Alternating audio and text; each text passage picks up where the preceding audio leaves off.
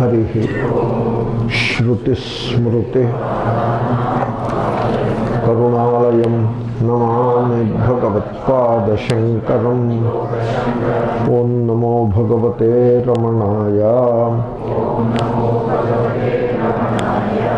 भेदभावनात् सोऽहमित्यसौ भावनाभिदा पावनीमता. See, earlier we have seen Saguna Brahma Upasana, the mental worship of the Supreme Reality or the God or Ishvara, what you call Saguna Brahma, the one prime mover. That is the Saguna Brahma. Very open-ended expression, you know. We don't want any conclusions about it. You should not conclude. You should distrust your mind, because your mind tricks you. So open-ended approach. So you worship. Like, oh Ishvara. Ishvara is higher power. That is the translation of Ishvara. Higher power. Don't convert it into some do or some humanist like that, humanism.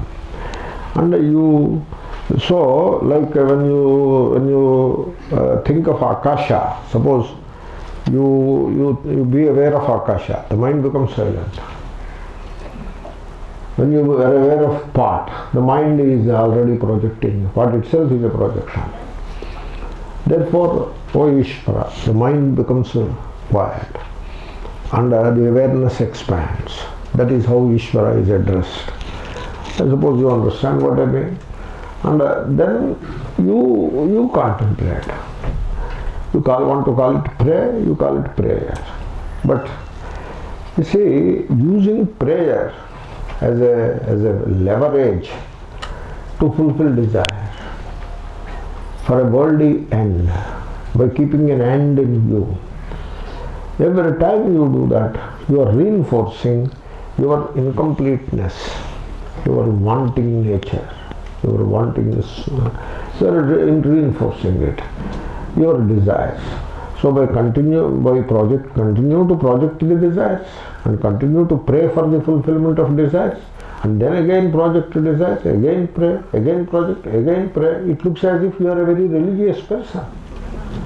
Looks like you are a prayerful person. That is how it looks like. And then, so suppose somebody has no desire, and therefore he doesn't need to pray that often.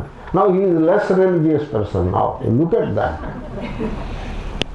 Then, you see, Najatu kamah kamanam upabhogena shamyati.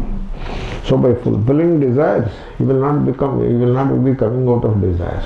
Harisha Krishna Vartmeva Bhuya Eva Bhivardhate. Some statement, don't worry. So then fear. This is even worse. Every time you pray out of fear, to assuage a fear, that is what I mean. Instead of examining the fear, the prayer, are you ready to listen to this? The prayer becomes a distraction. The prayer denies the possibility of examining the fear, because the prayer is waiting for you there. You are afraid, go and pray. And now you don't examine the fear anymore. Your mind becomes, it loses the capability to examine the fear. Now prayer is very sacrosanct. Now if I say anything, you say, Swami, TV tells not to pray. This is the message. So don't use prayer as some kind of a joker for all your problems of life. Leave it in its place. There is a sanctity for it. You pray asato ma sadgamaya. If you have to pray, pray that way. Anyway, so all this is Saguna Brahma Upasana. In whichever you pray, in whichever way you pray, by the time you come to the Saguna Brahma, the way I told, there is so much growth already that the desires and fears drop off. So, but there is a sense of division. I am separate and the Ishvara is separate. There is a sense of surrender and all that. Give me this, asatoma sadgamaya. They are addressing Madhyama Purusha Ekavachana. Therefore, there is a sense of division. This is called Upasana. Okay? Samana Brahma Upasana. There is an Upasana in Chandogya. The Karya-Karana thesis has to be put in the perspective. That's why I am saying this. The Upasana is called Shandilya Vidya. You see, I have to look into the Shastra. Just paying lip service to the Shastra doesn't mean much. You need not pay any lip service to the Shastra. Study Shastra. So, one Shastriji, where I was studying Vyakaranam, he told me, on one occasion as an example, there was a gentleman, there was a young man. He sits outside the house, there is a platform-like thing in the villages, and he sits there. And father told him to go to the market and get some vegetables, because mother needs vegetables. Father asked him, the grown-up son, he won't do that. He's a lazy guy. He won't do that. Finished breakfast and took a later coffee already, and he is sitting there. And now people who are walking up and down, he calls them and makes a small group and starts praising the glory of his father. My father is very great. Shastras se pitrudevo bhava. And my father is a very nice person. He loves me. And in the meanwhile, father understood he is not going to bring vegetables. And the mother was pushing him, come on, when will the vegetables come? He is not moving. He is discussing something with them. Then he took a bag and he went for the vegetables himself. While going, he was listening. His son praising his own glory. We are people like that. Shastra is this, Shastra is that, Shastra is that, Shastra is this. But don't study Shastra. Vibhakti jnanam bhi nahi hai kabhi kabhi. So don't be like that. Anyway, this is a digression. So coming back to the point, Shandilya Vidya. It begins as Sarvam Khalvidam Brahma Tajjalaniti Shanta Upasita. Shantaha, quiet mind. Having a quiet mind, you worship, mental worship. How to mental worship? Look at this world. All this, Idam Sarvam, indeed, is that Brahman alone. That is Bhatha Samanathikaranya. Anyway, without going into those details, all this is Brahman. Indeed Brahman. Because this is born from that. Tajjam. And Tallam, it will go back into that. Tadani. Tadan, Tadaniti. It is moving because of that. That is the prime mover. This is how you worship. There Bhashyakara writes, not at the beginning, at the end of Shandilya Vidya, he points out that this is the Upasana where there is still a sense of division. That is what he writes. Therefore, as long as you are dealing with Karana Karya, the sense of division is bound to be there. It is good. Go ahead. Tajjalan. Sarvam Khalvidam Brahma Tajjalan. Brahma is the Upadana. That's why Tajjalan. So you worship, mental worship you do. It is called Shandilya Vidya in that particular context. It is great. But you want to move forward, then there is, now you can still call it Upasana. The word is used, Ahangrahopasana. Now the division is gone. Now there will be no division. So the Vyashti standing apart from the Samashti won't be there. The Vyashti declares, I am not Vyashti anymore. I am the Samashti. Aham Brahmasmi. And then he contemplates upon that. Do that. Don't wait. One day Aham Brahmasmi will come to me. You contemplate now. So this contemplation, Abhida Bhavana. Now I am explaining the words. You see, words also get explained. Nothing is left out. How many words are there? 2 or half a dozen words are there. One time or the other, I do explain them. Okay? So, abhida bhavana. Navidyate bhida yasyamsa abhida. Okay? The visualization, the contemplation, bhavana. The word bhavana has an element of love in it. Bhava is like that. In poetics, where the poems are discussed, they use the word sthayi bhava, vyabhichari bhava. Bhava is I is the prachaya. Bhavana is the lyut is the prachaya. One and the same. So sthayi bhava, like take Abhijnana Shakuntalam, the poem, the play by Kalidasa. The sthayi bhava is love. The rasa is shrungara. Sthayi bhava is prema. Okay? And the vyabhichari bhava means a particular emotion which comes and it nourishes the sentiment, the rasa, and goes. Like Shakuntala is wandering in the garden, and suddenly a big bee, honey bee, starts hovering around her face and zoom like that. And she was frightened, with her wide eyes going this side, that side, looking at the bee. She was out of her wits. And she said, oh, is there anybody to save me from this arrogant, or from this, arrogant is enough, from this honeybee trying to attack me? Then Dushyanta takes, he thought some person is attacking her. That is what he thought. So, that person who has the name similar to that of honeybee, then he draws his sword and jumps into the fray. Like that the play goes on. This is called Bhramara Vrittanta. And it comes and goes. This shows an emotion. And then there is a small dialogue there. They meet and she is very shy and this and that. So the entire episode, it adds to the flow of that sthayi bhava. It comes and goes, vyabhichari bhava.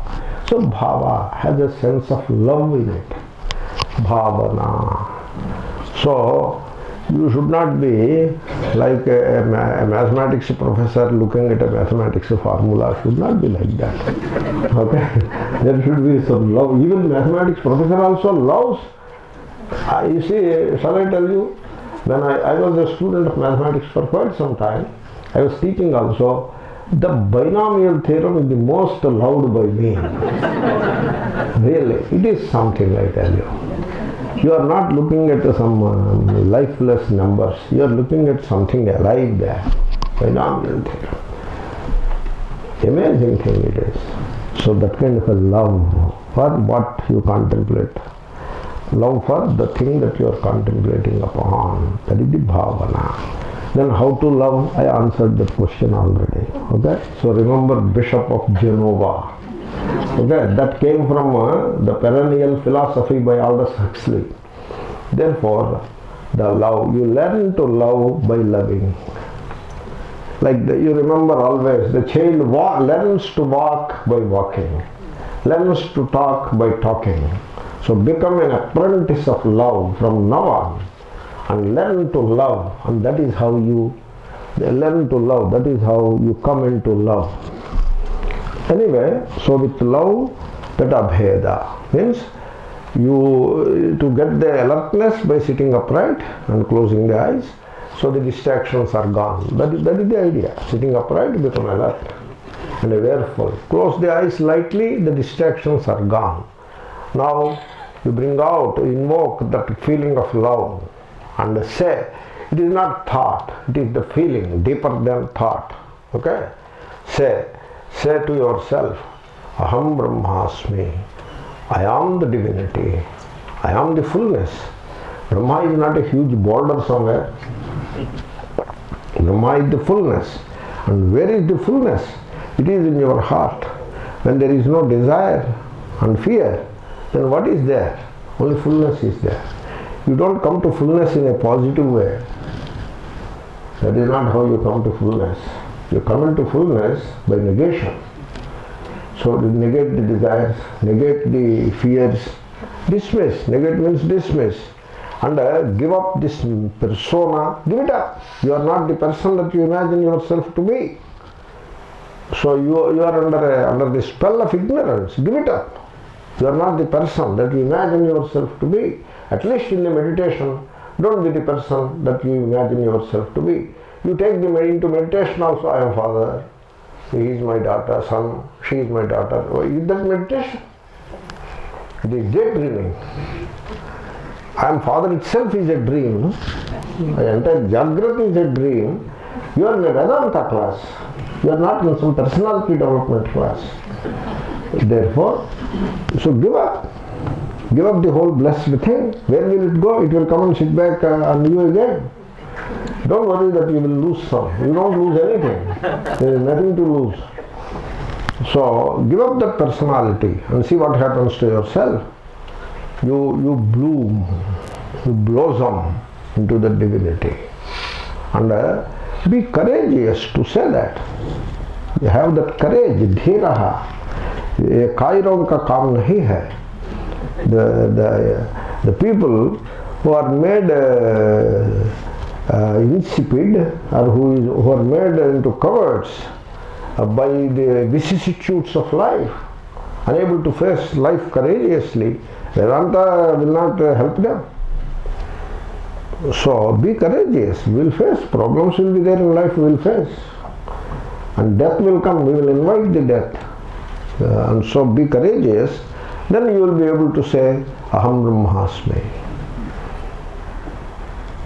If you don't have courage, you need viveka, that is dhiraha, but you need courage also. If you don't have courage, suppose I say Aham Brahmasmi, then Brahma may not give me that desire which I asked for. Naturally, if you are Brahma, then you take care of your desire. Suppose that is how Brahma says, then what will happen to my desire? So don't be like that. So don't be weak-minded like that. Be courageous enough to say, Aham Brahmasmi. So, one saint was crucified for saying it. He was crucified. He was asked, are you the king? He was asked. Because the Roman general, they follow law very strictly. For them, law is important. They are not interested in religion. For them, law only. So Pilate asks, are you the king? They say, you claim that you are the king. Are you the king?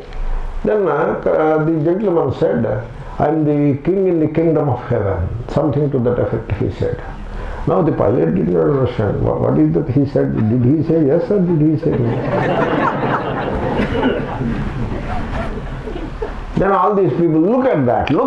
He is saying the same thing. Kill him, something like that. The Pilate washed off his hands. Do whatever you like. Look at the section. Therefore, the point is, be courageous to say the truth, at least to yourself. Aham Brahmasmi. I have digressed. Please don't mind. So this is Abhida Bhavana. The point that I was trying to make is the oneness needs courage to say. And the oneness you have to say with love. Abhida Bhavana. That purifies you. Pavani Mata. Purifies you because you see you have constricted yourself into the volume of the body and into the duration of the mind.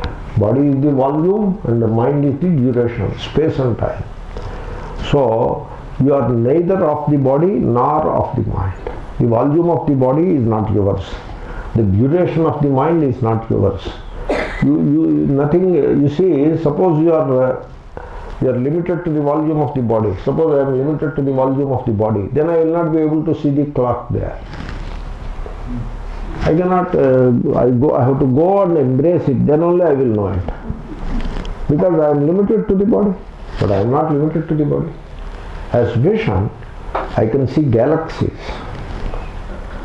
I am not limited to the body. When I am the vision, I am not limited to the body. I can see galaxies.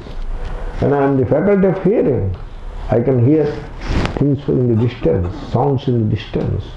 And when I am awareness, I can touch the heavens. The other day in meditation I told you, with the head I touch the heaven. So I mean it. Therefore that is what I am. And therefore there should be no hesitation to say Aham Brahmasmi. You see, as the pure self, you are Purnam. You are Purnam. You are the fullness. You see, many people, they have a very poor understanding of themselves. I put it that way. Very poor understanding of themselves. Because they estimate themselves, they take themselves to be what the sense organs and the mind suggest. The sense organs and mind together suggest that you are such and such, and you take that as the gospel truth. You should stop it. So, the mind, that is the mirror. In that mirror you look at yourself, and whatever that mirror shows, you take that yourself. Right? Did you get that point? Whatever mind suggests, that is what you take yourself to be. Now, the mirror is not clean, and it is not true. That is the problem.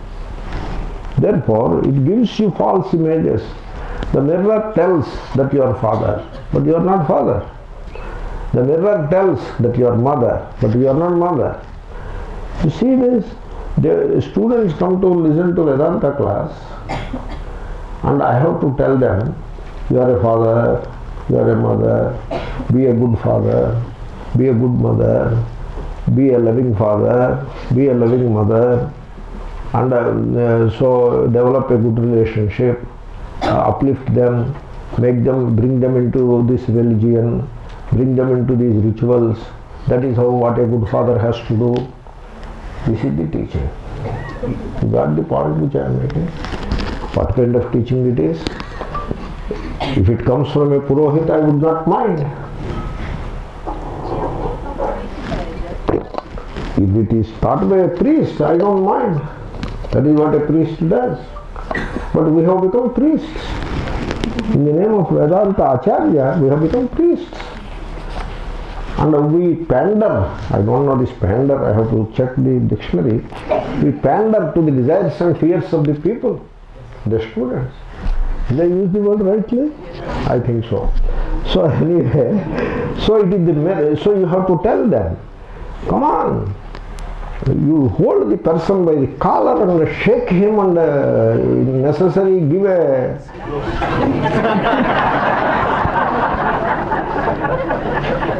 and tell that you are not what you imagine yourself to be. No, we did not come to hear that. Then you don't sit in this class. This is not for you.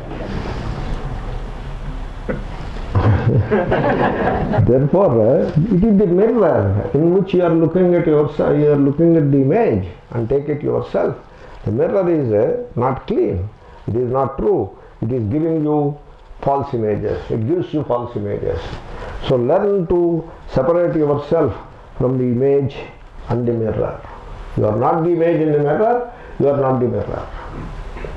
Means you are not the mind, and whatever mind suggests what you are not that. That is the image. After all, you are not an image, you are the original. So, you are neither I am neither the mind nor its ideas. I am neither the mind nor its ideas. So, I tell you, you follow this understanding, you come to the fullness through negation. You don't come to it by some positive thing. Therefore, you understand this much. I am not the mind. I am not the ideas of the mind. I am not the image that the mind provides for me or presents to me. This much you say. Now you will surely come to direct vision of yourself. You will surely come, because Atma Swatasiddha. you will surely come to the direct vision of yourself. This is called direct perception, aparoksha jnana. You will come to it. And so you will understand you are the source of being. You are the source of being. It is like necklace. A necklace, it is an ornament, but its source is gold. Similarly, ghataha asti, the easiness of pot. It is not easiness of pot. You, by mistake, you say it is the easiness of pot. It is not easiness of pot. It is your own easiness that you are imputing to the pot. Pot is not existential. You are existential. Therefore, whenever you say is, that is, this is, that is you. Not that, not this. They are all observational, not existential. Linguistic they are. They are not existential. You are the existential. And so therefore, you are the source of all being, and you are the source of all knowing. Like Gatajnana, knowledge of the part. So, or cognition of the part. That is the pramana. Jnana is the pramana. Gatakara Vrutti. And that is not the source of jnana. You are the source. Knowledge of the part, not because of the part, not because of the vritti of the mind, cognitive mind, not because of the sense organ, the eyesight, but because of you. The shining is because of you. You are the source of being and knowing, eternal. Eternal is not a concept. It's not a concept. When you identify with time and you get caught in the net of time, then eternal is a concept. But when you go into the timeless by just negating the time, mind is time. You please understand, mind is time. Thought is time. Thought is encased in time. Now you have dismissed the thought. You are in direct vision. Therefore, when there is no thought, there is no time. Therefore, you are eternal. And you pervade all in the sense that all that is isness you.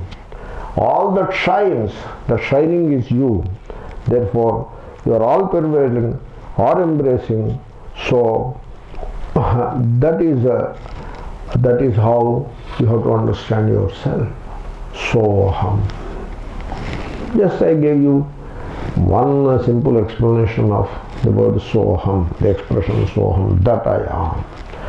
So, this is whatever you were contemplating as that, the other, the prime mover, the all-knowing, all-pervading, all-powerful, that I am. Okay? You are all-knowing. Do you know all or not? Look around. You know all. Huh? And what all you hear, you know? You know? No, that sound I did not get. Still you got the sound, you know? And then you are all powerful. You have to understand yourself correctly. You are all powerful. In the world, when you say the word, it is your word. In that world, who is all powerful? You are all powerful.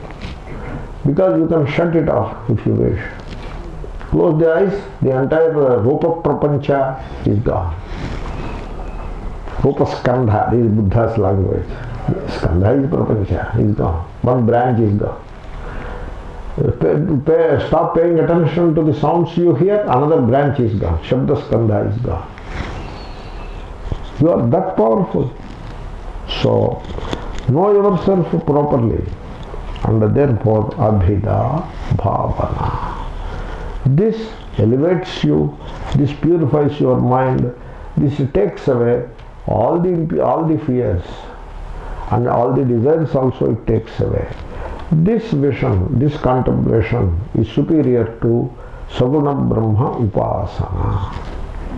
Veda Bhavanat, so Pavani. That is Apadana. You see, Panchami, Apadana. Panchami also means Vihaya. Vihaya, Choddiya. That is Panchami. You see, it is like gruhat vanangataha. What is the meaning of it? Gruham parityajya vanangataha ityartha. Panchami, Panini Sutra I am not getting. There is a sutra which says Panchami in Karakas. Panchami vihaya ityasmin arthe Panchami prayujyate. So bheda bhavanat, mane bheda bhavanam vihaya. Give up bheda bhavana. This, do it for some time. The earlier verse is that only, do it for some time. You do it only to give it up. Okay, you are a child, you are growing as a child only to give up childhood. Similarly, therefore, bheda bhavana vihaya. So you have to understand, sir, there is only one self, the supreme reality. In that self, the personal and the impersonal. Impersonal is the samashti. Personal is the vyashti, they merge. The vyashti and samashti, they merge, they are one. And the self is beyond all that the mind conceives. The mind conceives all divisions. That is the nature of mind. It is the pastime of mind to divide and oppose. That is how the mind operates. And so self is beyond all those divisions. And that's why there is no myself and there is no his self. His self or himself or herself. There is only one self, which is the self of all. So samasarveshu bhuteshu. So Pandita Samadarshinaha. You have to come, you are the only self of all. How to come to that? How to come to that oneness of the self? Again, you have to come to it, always you have to come to the Purnatvam in a negative way. So you have to give up all malice, all jealousy, all hatred, all ill will, all sense of divisions, all nomenclature of divisions. You have to give up. All practices that are that hint at division, you have to give up. And then dividing people into caste, creed, race, religion, etc. You have to give up. You have to become pure, simple human being. And then, so like that you have to move. When you make that movement in the direction, you arrive into the fullness. Then the statement, the self of all, the self which I am is the self of all. That statement sounds truthful, not ideational. True, true. Like that it should sound. A very good idea to be tucked aside into the brain, so to be used again in the next lecture. Not of much use. Therefore, so you see, there are names and shapes. Names and shapes. You say different persons. There are no different persons. There are different names and shapes. That is all you have. Are we inhaling and exhaling the same breath, the same vayu or not? Are we standing on the same earth or not? Are we not drinking the same water, same H2O? So, are we not moving around in the same space? Are not the bodies made up of the same stuff? And then the light in all of us is the same light. Do you say there are multiple lights, there are multiple electricities in this hall? There are no multiple electricity. There is only one electricity, though there are dozen bulbs. Similarly, we are all like bubbles in the same awareness or in the same cosmic life. Therefore, the self is the self of all. What happens is, if you don't mind my saying this, as long as you are attached to the names and forms, that is what you are attached to. First you have to understand. That is what you are attached to. You are attached to names and forms.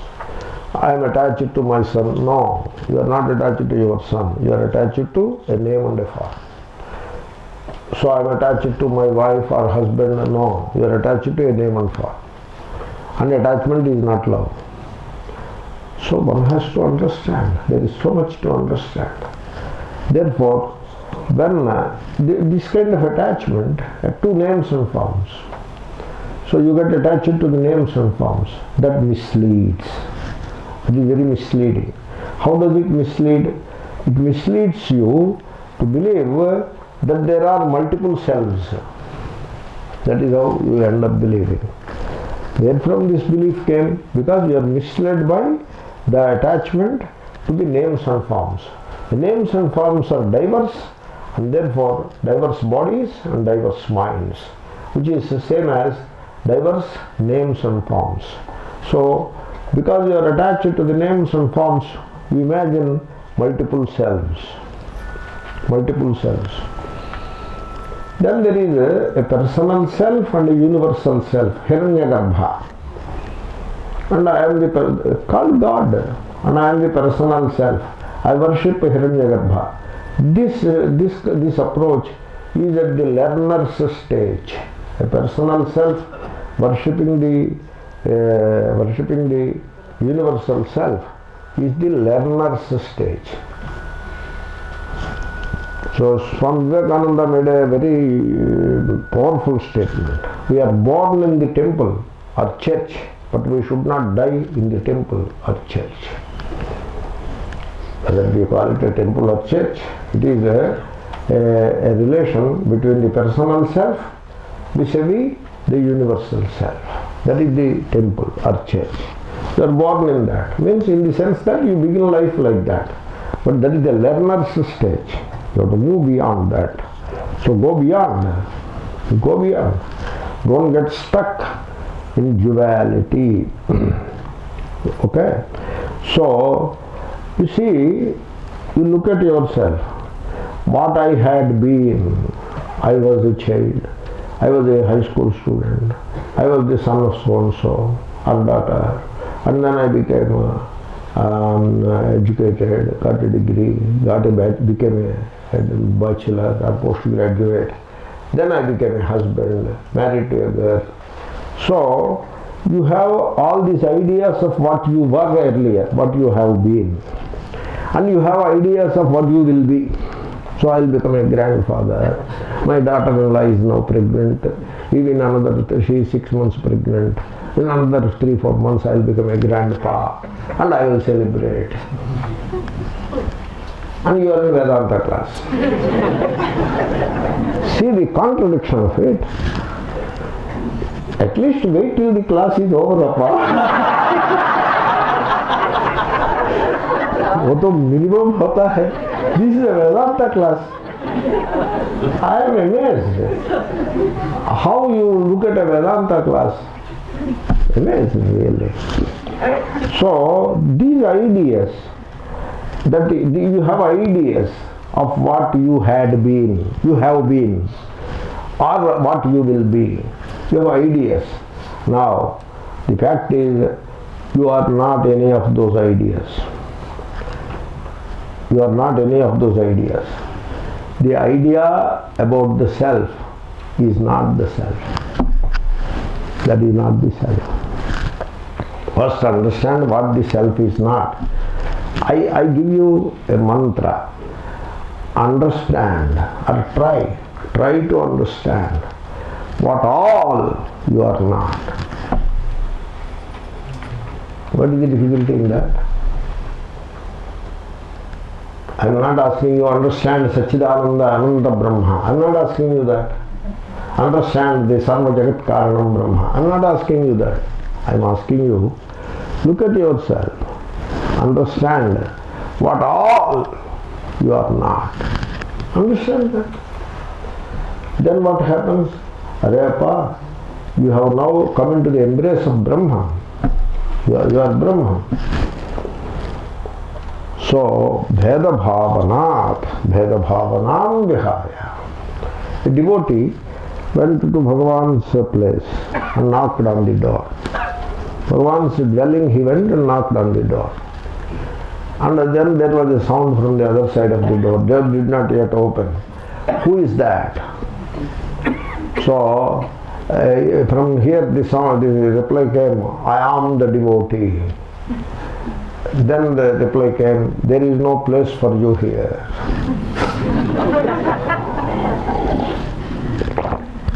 The devotee was told like that, what to do, so he came back. He understood later and he went again. Then he knocked on the door. So, who is that? No one. The door opened. Okay? No person. As long as the me is there, you are stuck. And the Vedanta becomes my Vedanta. Me and my Vedanta. Which is not Vedanta, which is Devanta, which is not Vedanta. No, presently we do this Vedanta, me and my Vedanta, but sometime we will do that. And we will come to the real Vedanta later. We will never come. We will never come. You know why? Because you have created time, and so you are caught in the net of time. You will never come. You see, the moment you have introduced gradualness, you have introduced time. Suppose the father asks the son, Arey appa, don't tell lies, learn to speak the truth. Then the son replies, okay, I will try, I will take some 3-4 years and take time and then I will come. Then father will be happy about it. So father will be hearing all lies for another 3-4 years. Already day one it is decided like that. So don't do that. You see, we all know. You have to contemplate, you have to study, you have to listen, you have to work on it, you have to look within. We all know that. And it takes time, it takes patience. That is called chronological time. That is all right. I am not talking about chronological time, I am talking about the psychological time. When you declare, I will know it gradually, you have introduced psychological time into it. But you are caught now.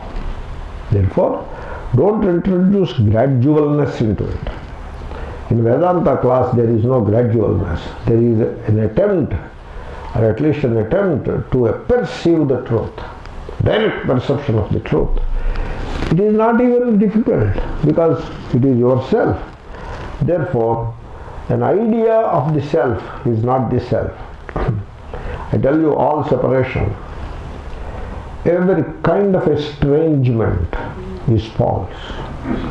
False it is. Don't say mithya and get caught in it again. And we say mithya, the English translation of mithya is myth. What is your problem? What is the problem? Don't you see the words? It is a myth. Mithya means myth. So that should be clear. Anyway, so all separation.